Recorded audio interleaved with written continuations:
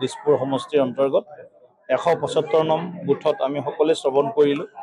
প্ৰধানমন্ত্ৰী ডাঙৰীয়াই প্ৰতি মাহৰ শেষৰ ৰবিবাৰে এনেধৰণে ভাৰতবৰ্ষই কিদৰে বিশ্ব প্ৰেক্ষাপটত আগবাঢ়ি গৈছে, স্বদেশী অৰ্থব্যৱস্থাক কেনেদৰে শক্তিশালী কৰিছে, খেলৰ পৰা আৰম্ভ কৰি বিজ্ঞান প্ৰযুক্তিবিদ্যা, শিক্ষা, সংস্কৃতি সকলো দিশত কেনেদৰে ভাৰতবৰ্ষ আগবাঢ়ি গৈছে, সেইসমূহৰ কথা উদাহৰণ সহ তেখেতে নিজৰ মন কী বাতত উল্লেখ কৰে।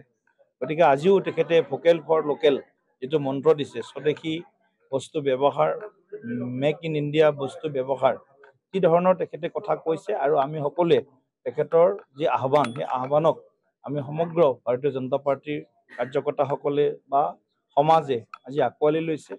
ইতিমধ্যে ভাৰতবৰ্ষ আজি আমাৰ যি পৰিচয় আছিল, পূৰ্বৰ পৰিচয় যে আমি আমদানিকৃত এখন ৰাষ্ট্ৰ আছিলোঁ, ইম্পৰ্টিং হাব আছিলোঁ। গতিকে এতিয়া ভাৰতবৰ্ষ মোদী ডাঙৰীয়াৰ বলিষ্ঠ নেতৃত্বত আজি আমি এক্সপৰ্টিং হাবলৈ, ৰপ্তানিকৃত এখন ৰাষ্ট্ৰ হিচাপে সমগ্ৰ বিশ্বত আজি আমাৰ শক্তি সামৰ্থ্য বাঢ়িছে। আৰু ডিফেন্স ছেক্টৰৰ পৰা আৰম্ভ কৰি একেবাৰে প্ৰডাকশ্যনলৈকে, পুতলা উৎপাদনলৈকে ভাৰতবৰ্ষে আজি যি যাত্ৰা আৰম্ভ কৰিছে, এই যাত্ৰাই